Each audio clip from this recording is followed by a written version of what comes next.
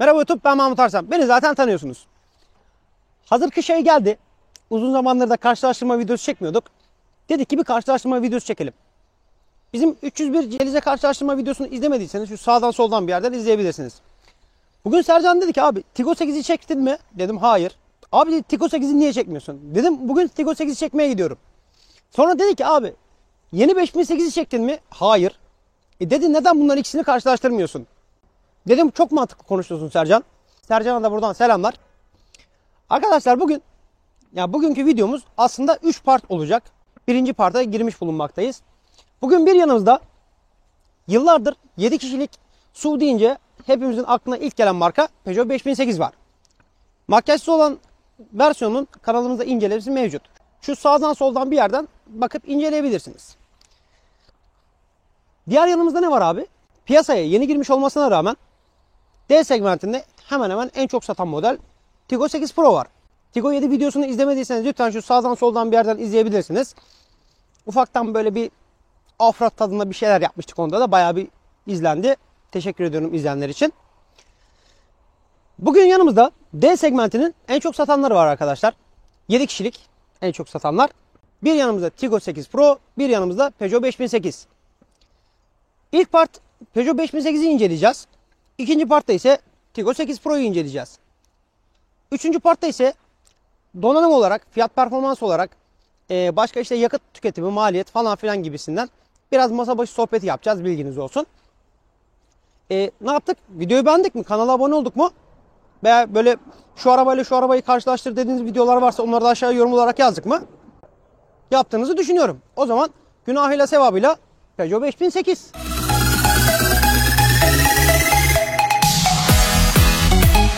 Arkadaşlar Peugeot 5008'e şöyle dışarıdan baktığımızda gördüğünüz gibi hani gayet şık. Zaten bu araç nesiyle meşhur? Az yakmasıyla meşhur. Neden? Çünkü o efsanevi 1.5 litre motoru var. Dizel. Gördüğünüz gibi farlarımız komple xenon farlar. Burada gündüz farlarımız var ama nelerimiz oluyor? Aynı zamanda sinyallerimiz de burada. Şurada gördüğünüz gibi sahte bir havalandırması var. Açık değil yani, bilginiz olsun. Burada neyimiz var? Çeki demir kapağımızı görüyorsunuz. Burada ise şurada park sensörlerimiz mevcut ön tarafın. Burada neyimiz var? Olmazsa olmaz. Radarımız tabii ki de mevcut bugünkü aracımızda. Panjur önceki nesle göre komple siyah yapılmış. Yani bilek donanım. Burada hafiften böyle renkli yani nikelaj tarzı parçalar var ama aslanımız da siyah. Burada ön kameramızı görüyorsunuz. Burada ise 5008 yazımızı görüyorsunuz. Burada ne var? EcoCar TV. Videoyu beğenelim. Kanala bir abone olalım lütfen. Aracın şöyle yan tarafına doğru geldik arkadaşlar. Zaten D segmenti bir araç. Uzun bir araç. Teknik detayları şu sağa sola bir yere koyarız. Peugeot'un marka imzası niteliği taşıdığı neyimiz var? Burada gördüğünüz gibi bir şeridimiz var. Biz bunu nerede görmüştük? Peugeot 3008'lerde görmüştük. Bugünkü aracımızın donanımını belirten yazımızı görüyorsunuz. GT donanım. Aracımızın tekerlekleri gayet büyük. Michelin lastikleri var bugünkü aracımızda. 205'e 55 R19. 19 inç jantlarımız var. Primacy 3 lastiklerimiz var bu arada. Boydan boya kaplayan dodiklerimizi zaten görüyorsunuz. Şu şekilde. Siyah. Aracın turuncu olmasını da özellikle seçmeye çalıştım. Çünkü hani o siyahlıkları belli etsin. Siyahken çok fazla belli olmuyor. Aynalarımız elektrikli. Gördüğünüz gibi sinyallerimiz aynada arkadaşlar. Kapı kollarımız yanlamasına yerleştirilmiş. Tutup çekmeli. Kapı seslerimizi bu şekilde duyduk. Arka camlarımız renkli. Siyah yani gördüğünüz gibi buralarda. Başka neyimiz var? Şu aşağıda iki parça koruması var. Yani şunlar. Bunlar ne işe yarıyor? Tigo 8 videosunda da söylemiştim. 3008 videosunda da söylemiştim. Bütün olarak kapı böyle bütün olarak açıldığında dolayı paçalarımız çamur olmuyor. Aracın şöyle arka tarafına doğru geldik. Arka stopları da karartmışlar. Ben gayet beğendim. Gayet güzel. Arka taraf komple led zaten görüyorsunuz. Aslan pençesi diyor buna Peugeot. Arka sis farımızı burada görüyorsunuz. Sahte egzoz çıkışlarımız var. Neden? Çünkü aracımız dizel. Ondan dolayı egzoz çıkışları aktif değil. Burada sileceğimiz var. Burada 3. stop lambamız ve spoilerımızı görüyorsunuz. Burada Peugeot hani siyah ama Peugeot aslanımızı burada görüyorsunuz. Eski nesil amblem. Burada Peugeot yazımız var. Bagaj kapağımız tabii ki de elektrikli. Şöyle bir kere yaptık. Gördüğünüz gibi. Kendiliğinden açıldı. Kocaman bir bagajı var. Şöyle yaptık. Şuradan bagajımızı kapattık. Aracın sağ tarafına doğru geçelim arkadaşlar. Arka tarafta neyi söylemeyi unuttuk? Bugünkü aracımızda tabii ki de şurada gördüğünüz gibi geri görüş kamerası da mevcut. Tam olarak şurada. Geldik. Aracın sağ tarafında neyimiz var? Tank kapağımız var. Sol tarafına ek olarak. Bugünkü aracımız dizel olduğundan dolayı gördüğünüz gibi tankımız burada. Maalesef AdBlue'muz da burada. Burayı böyle kapattık. Aracı böyle 360 derece döndük. Gördüğünüz gibi aracımızı döndük. Aracımız bu şekilde. Dışarıdan görünümü. Hadi şimdi aracın içine geçelim. Peugeot 5008'in içine doğru gelirken kapı seslerimiz bu şekilde arkadaşlar.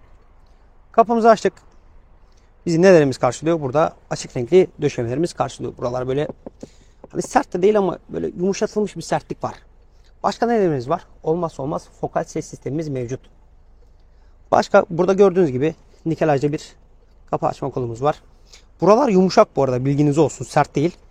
Hani buralarda böyle hafiften yumuşatılmış bir sertliği var. Neyimiz var? 4 cam otomatiğimiz var. Arka cam kilitleyicimiz var. Ayna seçicimiz var. Joystick'imiz var. Burada böyle çok güzel dikişlerimiz var. Bardaklığımızın içi bu arada yumuşak kaplama. Kadife gibi böyle güzel bir dokusu var. Burada da bir hoparlörümüz var. Burada Peugeot yazımızı görüyorsunuz arkadaşlar. Aynen şöyle netlendi. Peugeot yazımız var. Hafızalı koltuğumuz var. Elektrikli koltuğumuz var. Aslında masajlı bir koltuğu var. Şöyle aracın yavaştan içine geçtik. Aracın içine geçtik. Kapımızı kapattık arkadaşlar. Bugünkü aracımızda gayet güzel donanımlar var. Bu arada koltuk masaj yapıyor bana. Nasıl yani? Şöyle gösterecek olursak. Gördüğünüz gibi burada işte kedi patisi var. Mesela burada kedi patisine bastık mı böyle pıtır pıtır pıtır pıtır yapıyor. İşte burada bele, omuzlara falan filan böyle. Burada da ayarını ayarlayabiliyorsunuz. Her neyse şöyle aracın içine geçtik, oturduk. iCockpit. Zaten biz bu tasarıma yabancı değiliz. Yıllardır biliyoruz. Her zamanki gibi şöyle soldan başlayacak olursak. Bugünkü aracımızda ne var? Şerit takip asistanı var. Burada işte neyimiz var? Şerit yardım önleyici var. Burada ise iki kere bastığımızda bagajımızı açıyoruz ya da kapatıyoruz. Şuradaki boşluğu bilmiyorum. Yalan konuşmaya gerek yok. Bilen varsa aşağıya yazarsa ben de memnun olurum. Burada ufak bir cebimiz var. Ama kapağı yok işte. Keşke kapaklı olsaydı daha iyi olurdu. Şöyle yapacak olursak. Neyimiz var abi? Otomatik far özelliğimiz mevcut. Başka hız sabitleyicimiz var. Şurada gördüğünüz gibi pedal shiftlerimiz var. Hani direksiyon zaten ufak. Hani benim gibi uzun boylu ve göbekliyseniz, kiloluysanız sizin için ideal. Neden? Çünkü genelde benim gibi göbekli olanlar şu şekilde kullanıyor. Mantık zaten şudur. Buradan baktığınızda direksiyon üstünden göstergeyi görmektir. Direksiyonun alçaklık, yükseklik ayarı var. Gördüğünüz gibi işte burada telefona bağlı sesli komut özelliği. Burada göstergeleri değiştiriyoruz. Şöyle asgari, özel, navigasyon. Mesela navigasyon dedik mi? Gördüğünüz gibi burada ayarladığınız navigasyon oluyor. Veya da işte sürüş dediğimiz zaman sakin bir gösterge bizi karşılıyor. Başka neyimiz var abi? Kadranlar var. Benim en sevdiğim kadranlar. Yalan konuşmaya gerek yok. Hani 3008'de de bunu seviyorum. Eski nesil 308'ler vardı. Onlarda da aynı bununki gibi tersti. Böyle. Burada yakıt göstergemizi görüyoruz. Zaten az yakan bir araç. Burada hız göstergemizi görüyorsunuz. Uyarılarımız burada. Burada devir saatimizi görüyorsunuz. Hararet göstergemiz burada. Altı komple led yanıyor böyle gördüğünüz gibi. Otomatik far var demiştik. Otomatik sileceğimiz de var. Pedal shiftlerimiz de var. Bugünkü aracımızda konumuz bu şekilde. Burada işte listele, Bluetooth'a geç, Apple CarPlay'e geç vesaire vesaire vesaire gibi. Burada da telefonu aç kapat. Burada da işte frekans seçiyoruz. Direksiyonu anlattık. Gördüğünüz gibi burada GT yazımız var. Burada Peugeot yazımız var. Burada da çok güzel dikişlerimiz var. Aynı şu yan tarafta olduğu gibi dikişler. Başka neyimiz var abi? Bugünkü aracımızda. Benim bugünkü aracımızda sevmediğim bir özellik tavanı siyah. Gördüğünüz gibi. Ben siyah tavanı bir türlü sevemiyorum. Ama şöyle bir güzelliği var. Cam tavan ve sunroofumuz mevcut bugünkü aracımızda. Şöyle gördüğünüz gibi sunroofumuzu bu şekilde açıp kapatabiliyorsunuz. Burada ışıklandırmalarımız var. Beyaz yanıyor. Onu sevdim. İşte emniyet kemer uyarılarımız. Kendiliğinden karartmalı dikiz aynamızı görüyorsunuz. Burada da dokunmatik ekranımızı görüyorsunuz. Dokunmatik ekran da gayet güzel. İşte iklimlendirmeleri buradan yapılıyor. İşte kafaya ver, ayağa ver, cama ver falan filan. Hava 13 derece, şöyle gösterecek olursak sizlere bu havada çekim yapıyoruz. Artık bir beğeninizi alırız arkadaşlar. Bunu böyle kısalım, ses yapmasın. Bu arada yaz kış bilginiz olsun. Klimayı şöyle 23 dereceye ayarlarsanız kışın, yazın da 20 dereceye ayarlarsanız hasta olmazsınız arkadaşlar. Bilginiz olsun. Otomatik klima özelliğimiz var. Klima seçeneklerimizde gördüğünüz gibi hava kalitesi sistemi. Bunu böyle açtığınız zaman içerideki havayı muhafaza ediyor. Burada işte mono, yan tarafınki aynı mı olsun, bizde mi olsun, bizden farklı mı olsun, arka tarafın havalandırması açık olsun mu, kapalı olsun mu? Bunları buradan seçebiliyorsunuz. Veya da buradan klimayı komple kapatabiliyorsunuz. Biz otoyu alalım. Şöyle biraz da kısalım. Aşağı tarafa gelecek olursak 2 tane havalandırma menfezimizi burada görüyorsunuz. Burada kaplamamız buralara da geliyor. Şöyle sona kadar doğru gidiyor göreceğiniz gibi. Burada piyano tarzında tuşlarımız var. Nedir abi? İşte müzik sistemi, havalandırma sistemi, navigasyon. Bugünkü aracımızda navigasyon tabii ki de çalışıyor. Burada araç ayarlarımız var. İşte uzun kısa, start stop. Şimdi bu araçlarda düşük hava sisteminin algılanması var. Nedir abi? Mesela bir birim düşse bile hava basıncınız, hava lastik basıncınız otomatikman şurada bir yerde bir şey yanıyor. Onu da ne yapıyorsunuz? Şöyle araç ayarına geliyorsunuz. Bu ekran geliyor ve en aşağıya doğru kaydırdığınız zaman ne oluyor? Düşük hava sistemi sıfırlanması. Sıfırlansın mı? Evet diyorsunuz. Dertlerden kurtuluyorsunuz. Başka işte telefon. İşte telefona bağlan. Burada uygulamalar Apple CarPlay, Android Auto. Burada 4 vitesörümüz var. Onun altında 3 kademeli koltuk ısıtmamız var. Onun altında neyimiz var? Ön cam buğu çözücümüz. İçerideki havayı muhafaza et. Arka cam buğu çözücümüz. Kapıları kilitleme açma tuşumuz var. Yolcu tarafından 3 kademeli koltuk ısıtması. Onun altında nelerimiz var demeden önce ses sistemine bir bakalım.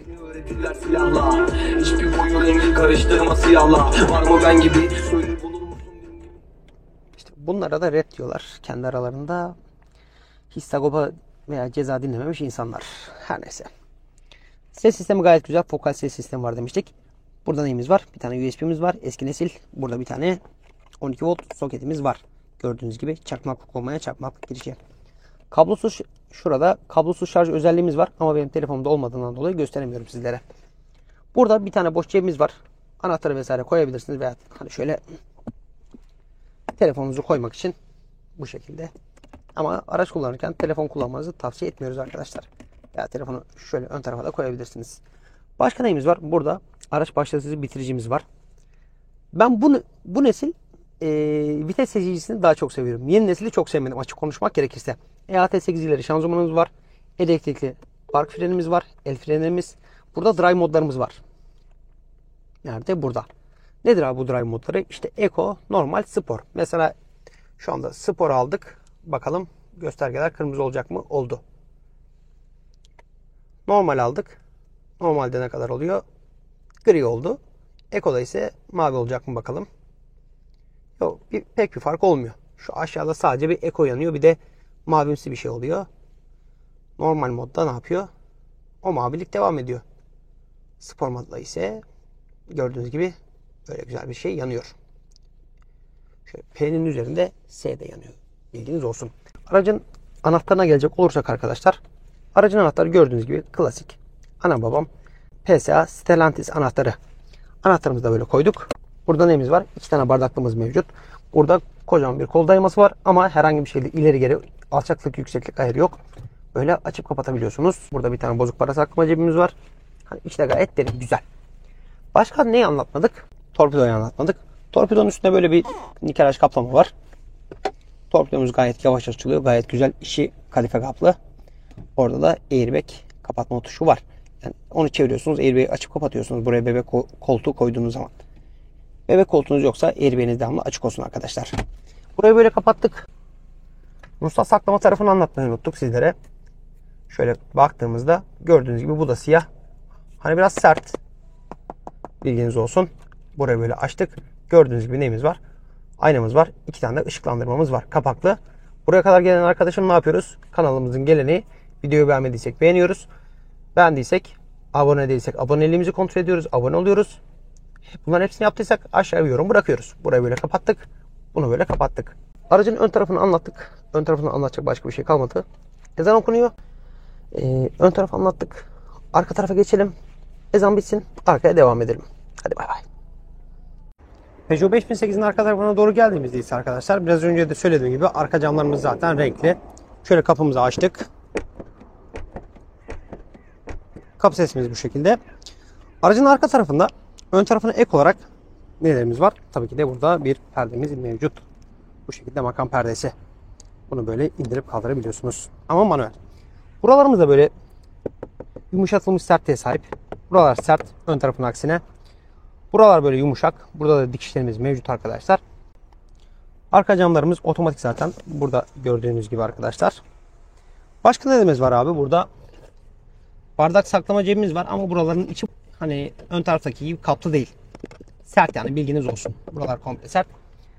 Koltukların sevdiğim özelliği ne? Bu koltuklar 3 koltuk birden ileri geri oluyor. Bilginiz olsun. Nedir yani? Şu şekilde.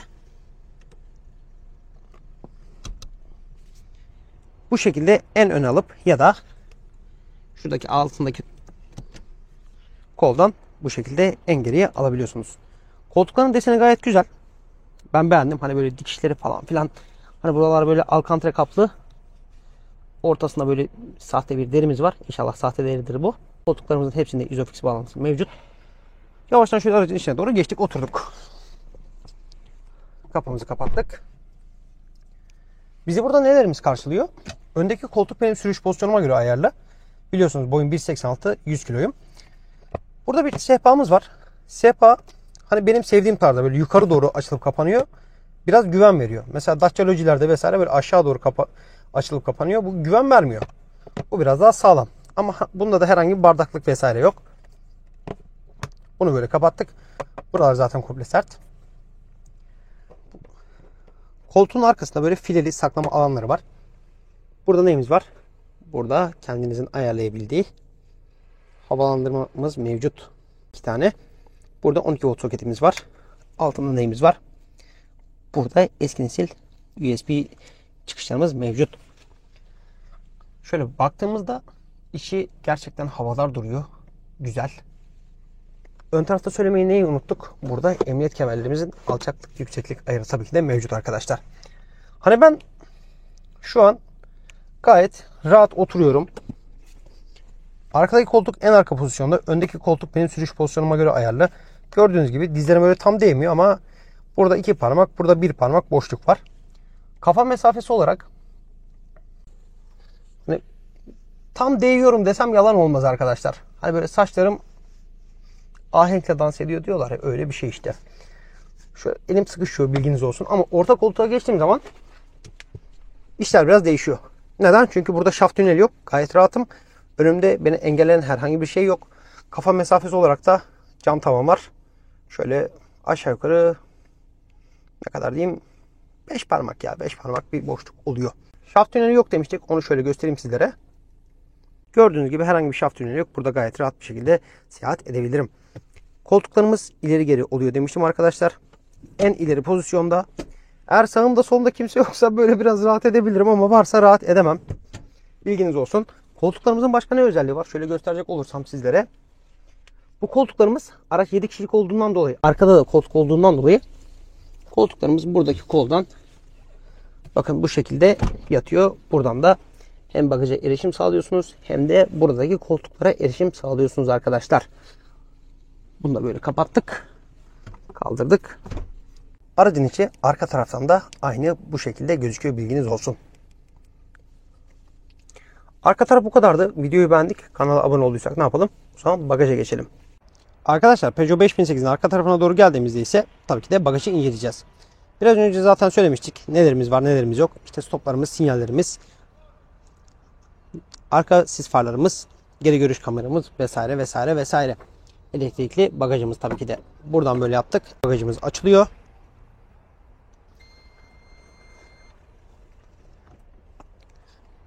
Bagajımız açıldığında ise arkadaşlar bu şekilde 5 koltuklu bir halde olduğu zaman, yani 2 koltuk kapalıyken 780 litre bir bagaj hacmi karşılıyor bize.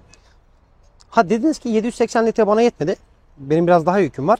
O zaman şu öndeki 3 koltuğu birden kapatıyorsunuz. Ne yapıyor? 1940 litre bir bagaj hacmi sağlıyor size bu aracımız. Arka koltuklarımız burada. Şöyle yaptık. Bakın hemen şurada bir ne var? İp var. Bu ipi böyle kaldırdık. Lap dedi, bu koltuk açıldı. Bu koltuğun bir güzel özelliği de var arkadaşlar. Nedir? Bunu böyle aldık. Bunu böyle kapattık ya. Kapattıktan sonra şuradan tuttuk. Bunu böyle kaldırmaya çalışacak, kalkmadı. Neden? Çünkü şurada sarı bir pin var. Bu pimi böyle kaldırdık arkadaşlar. Kaldırdıktan sonra bunu böyle kaldırdık. Gördüğünüz gibi koltuğumuz yerinden çıktı. Örnek veriyorum, kampa vesaire gittiniz. Ne yapıyorsunuz abi? Bu koltuğu böyle atıyorsunuz. Buradan böyle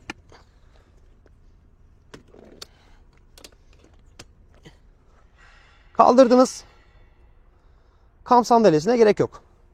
Neden? Çünkü sizin bir Peugeot 5008'iniz var ve bu koltuk yerinden çıkıyor. Bu şekilde rahat bir şekilde oturabilirsiniz. Neyse, bunu tekrar yerine koyalım.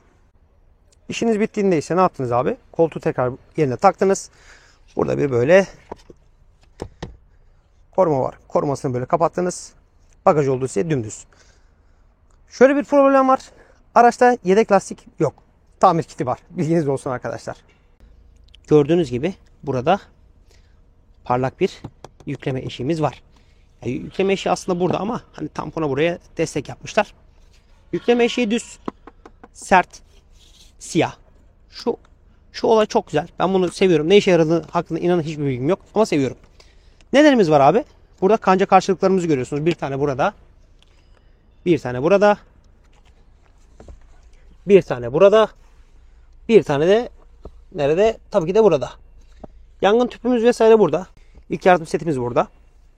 Toplam 4 tane kanca karşılığımız var. Bir tane sağ tarafta bardaklığımız var. Sol tarafta yok, bilginiz olsun. Burada ceplerimiz vesaire var, böyle telefonunuzu falan koymak için, arka sırada oturan yolcular için. Burada böyle ceplerimiz var. Kapaklar çıkmıyor diye hatırlıyorum. Sen doğrusunu biliyorsan aşağı yorum olarak yazabilirsin. Sol tarafta ise burada bir tane böyle lastikli korumamız var. Bugünkü aracımızda dikkatimi çeken bir şey oldu. Askılık yok bugünkü aracımızda. Ama ne var? Sol tarafında burada bir tane 12 volt soketimiz mevcut. Askılık olmaması kötü olmuş böyle bir arabaya. Şöyle çıktık araçtan. Buraya geldik. Tuşumuza bastık. Bagajımız kapanıyor. Bagajımızı da anlattık. Normalde biliyorsunuz videoyu ben burada sonlandırıyorum ama bugün bir fark var. Nedir abi? Yeni bir ekipman aldım. Bugün sürüşte yapacağız. O zaman hadi sürüşe geçelim. Şu an kayıttayız. Emniyet kemerimizi taktık. Aracımız spor modda. Şöyle aracımızı normal moda alalım arkadaşlar. El frenimizi indirdik. Yavaştan bir yola çıkalım. Otobana doğru çıkalım arkadaşlar.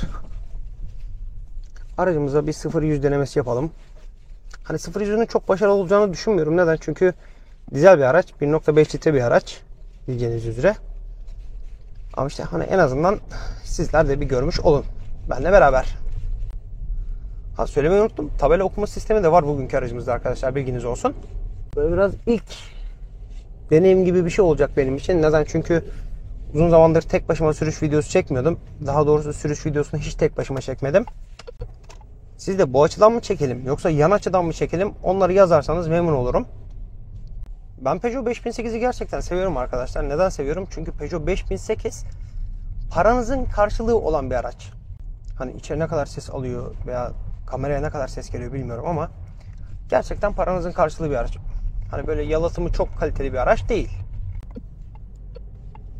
Mesela hani Tiggo 8'de ne var? Tiggo 8'de sinyal verdiğinizde araç hani buradaki kameralardan vesaire görebiliyorsunuz. Şu ileride duralım. Bir 0-100 denemesi yapalım arkadaşlar. Aracımız spor modda şu anda. Gaza oturduk.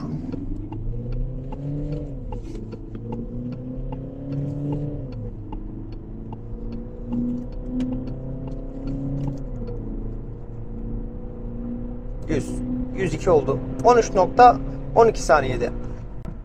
Hani öyle çok ahım şahım bir 0-100 performansı yok açık konuşmak gerekirse. Ama abi sonuçta bu araba 8, özür dilerim, bu araba 7 kişilik bir araç. Hani 7 kişilik bir araçtan da 1.5 litre dizel otomatik bir araçtan da çok bir şey beklememek gerekiyor diye düşünüyorum. Gördüğünüz gibi. Ama yol tutuşu olarak gerçekten güzel bir araç. Mesela şöyle keskin bir viraj.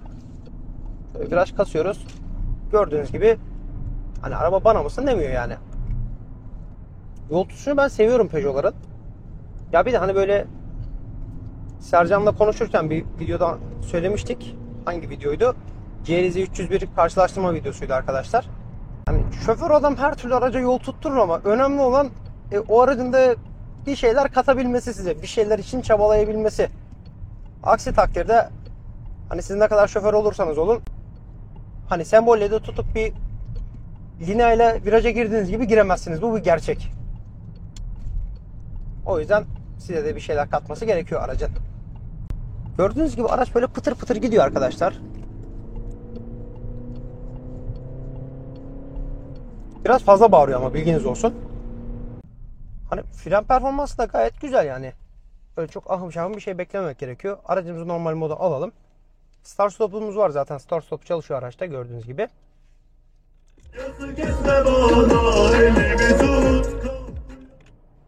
Ses sistemi gayet güzel demiştik. Çünkü fokal ses sistemi var bugünkü aracımızda. Pendik Yenişehir bölgesi tarafında.